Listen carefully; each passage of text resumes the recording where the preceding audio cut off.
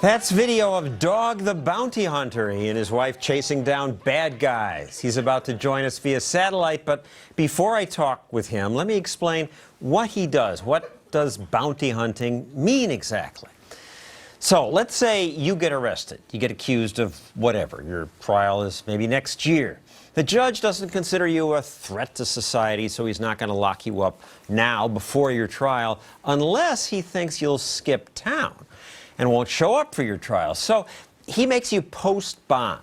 That means you pay the court, say, $100,000. You'll lose that if you don't show up for your trial.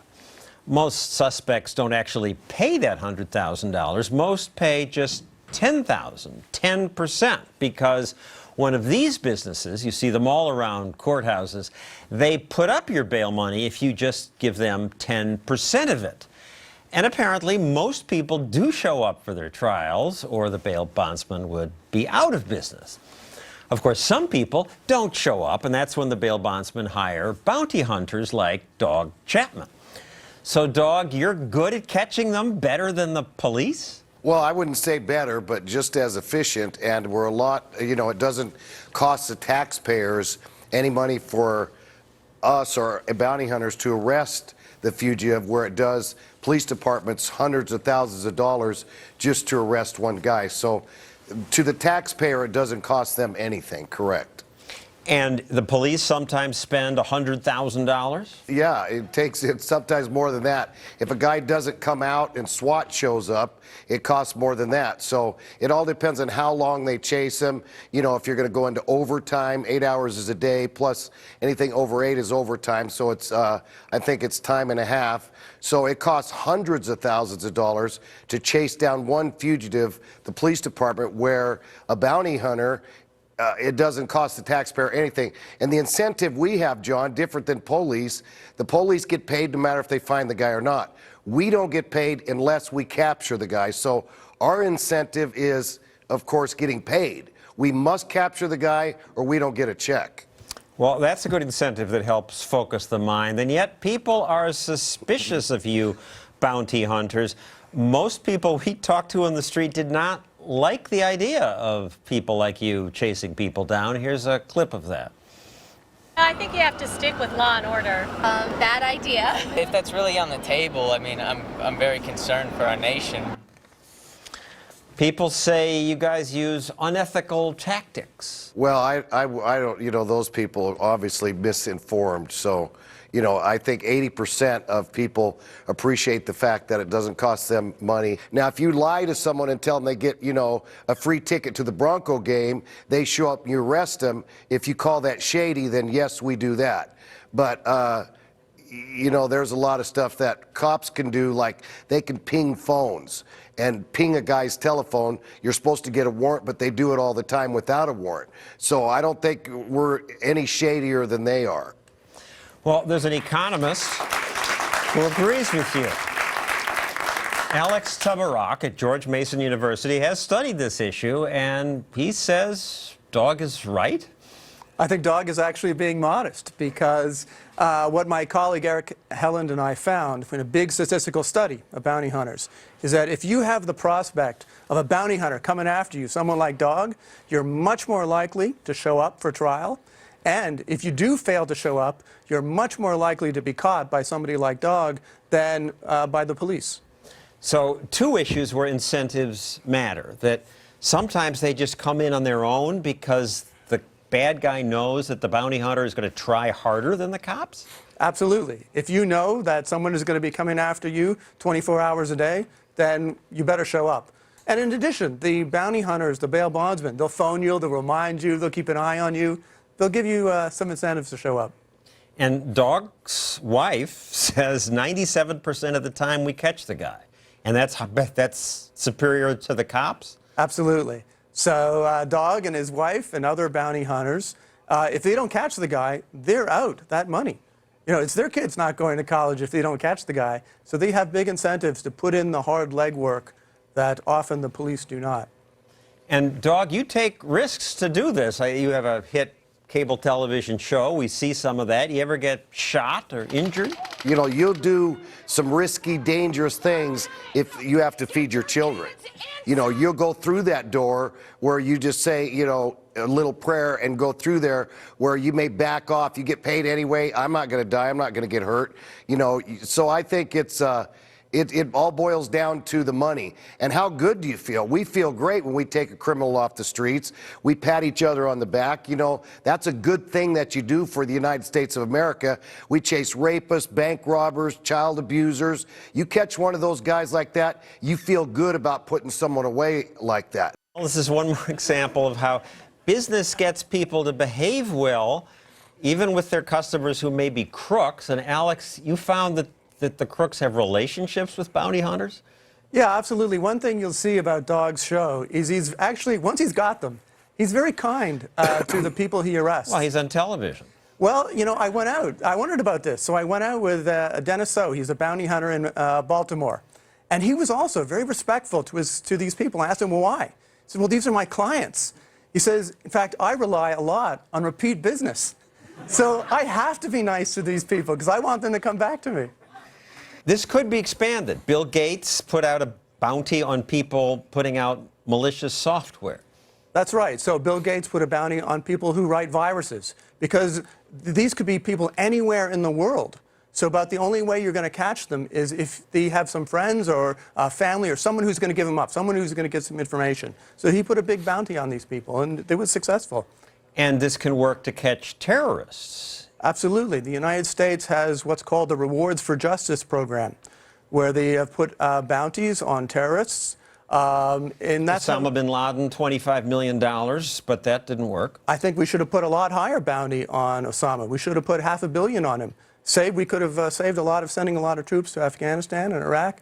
We put some higher bounties. 25 million isn't enough to inspire someone to turn someone in? I find it hard to believe that 50 is going to make a difference then. Well, you got to get as many people involved as possible. We did get Saddam Hussein's sons, Uday and Qusay, by putting a bounty out on them, and somebody gave them up, and that's how we caught them. $15 million each, and that's what brought them in. That's right. Dog, I'll give you the last word. Some places like Colorado, they want to abolish people like you. Well, Colorado last year brought it up to the legislature to take out bail bondsmen, and the courts wanted to post bail themselves. That's like making every attorney work for the courthouse. But let me tell you about the rewards. Money talks, bullcrap walks.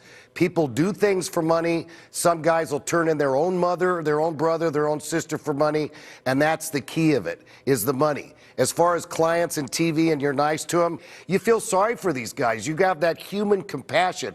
Any cop that's been a cop all these years will tell you the same thing. Human nature takes over. You're after a human being that you must catch and then you must save. Well, thank you, Dog. I believe you are better at it. The private sector does everything better than the public sector. And Alex, please stick around. The audience has questions for you and some of the others on this show who defend the indefensible. Where's he at? Where's he at? Come on! Come on! Get the door open! We're back now for your questions or vicious criticism, whatever you like, for economics professor Alex Tabarrok of George Mason University, Nick Gillespie from Reason Television, and David Bose of the Cato Institute. So first, from my Facebook page, Jason Canada asks, talk about defending the indefensible, should Russian roulette be legalized? And suicide is illegal in America. Well, it's not like you're really going to deter it by making it illegal if you're not already deterred. In addition, we let people climb Mount Everest, and 5 to 10% of the people who climb Mount Everest die. So should we prohibit that? Is it really that much different than climbing Mount Everest? Okay, questions from the audience. Yes, Along sir. the lines of selling organs, what about a family being compensated for maybe giving up a child? Ooh, that's defending the What do you mean, like indefensible? if they give a kid up for selling- medical experiments? Selling. Instead of adopting, being compensated for that. I thought about that with my kids a couple times. But Yeah, I'm afraid mine would trade at a very low rate. So I'm waiting for their value to I mean, go. there's a high serious demand. question. There's a high demand to adopt. Right, and much there's along the some- lines that there's a high demand for organs. I'm not saying it's a good idea. It's just something to think about. Well, Curious. clearly, what you mean is giving up a child to be raised by another family, not Correct. for medical experimentation. Exactly. Anything like that. Let's start with in that, that at least. case, you know, this is an example, it seems to me, of a lot of these kinds of cases where it's clearly legal to do it not for money. Lots of people give their children up for adoption, presumably because they don't feel capable or they think somebody else could do a better job. Should they be compensated for that? Well, there are ways that people do get compensated by, you know, if you're a surrogate mother, having your expenses paid and maybe a little more than your expenses and so on. but you're not allowed to do an outright sale.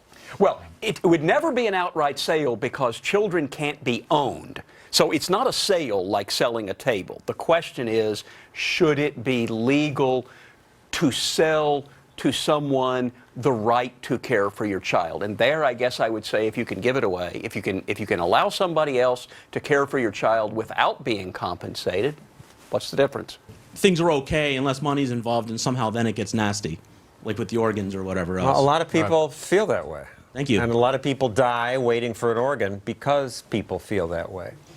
Who's next? Yes, sir. Scalping, organ sales, and prostitution.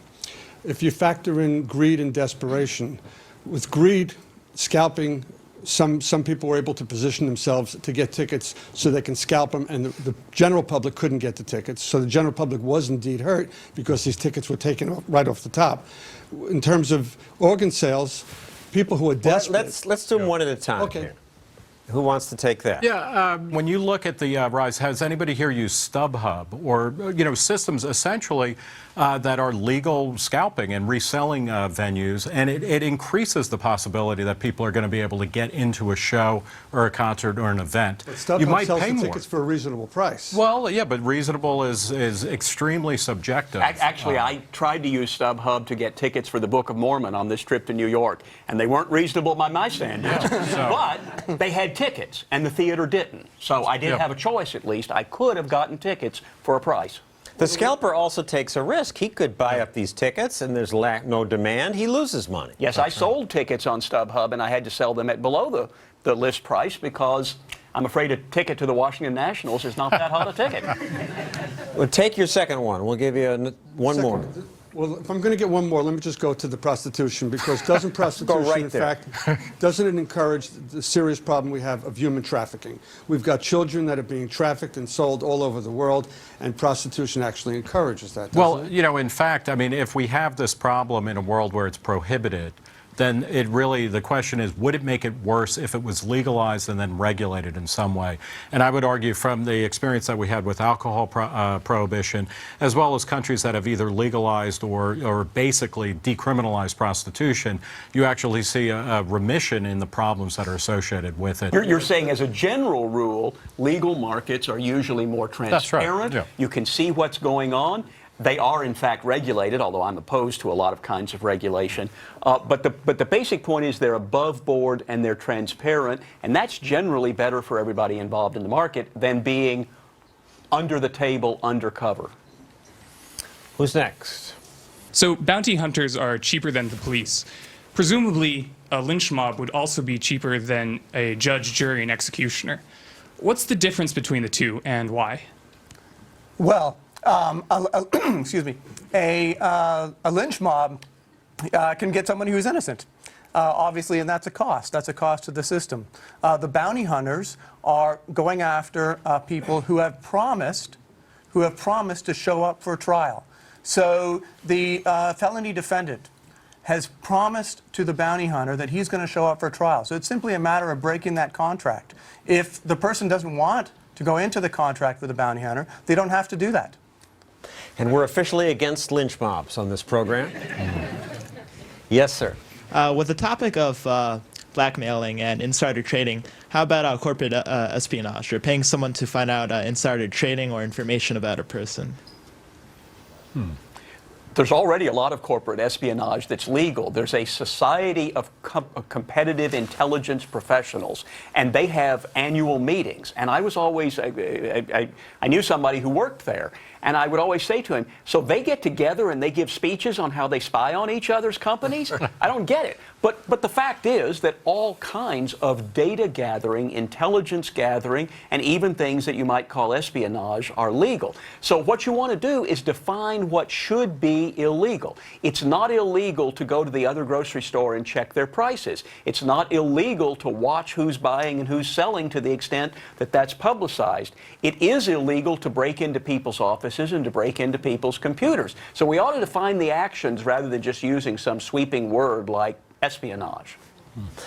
Thank you for your questions. We're out of time. Thank you, Alex Tabarrok, Nick Gillespie, David Bose. Coming up, my take on defending some things you might call indefensible.